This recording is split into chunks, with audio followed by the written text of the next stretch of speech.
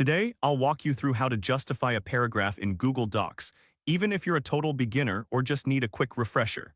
By the end of this guide, you'll know exactly how to align your text beautifully so you can enhance the readability of your documents. Let's get started. First, open your Google Docs document. If you haven't already, navigate to your Google Drive and find the document you want to edit. It may be titled Untitled Document or something specific to your project.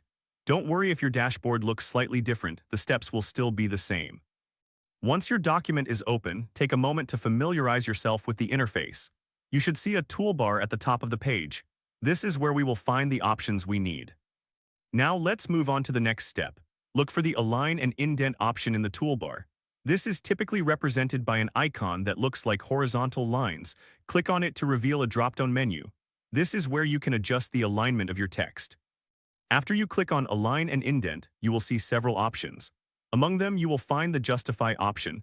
Click on Justify to apply this alignment to your selected paragraph.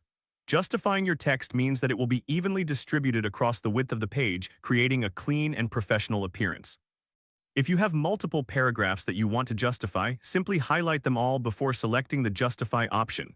It's totally normal if this takes a moment, just be patient and you'll get it right. Now that you've justified your paragraph, take a moment to review your document. You should see that the text is now evenly aligned on both the left and right sides.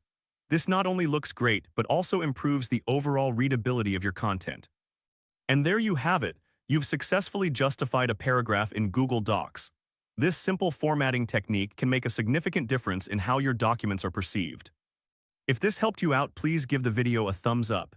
If you run into any issues, leave a comment below. Subscribe for more actionable guides. Thanks for watching.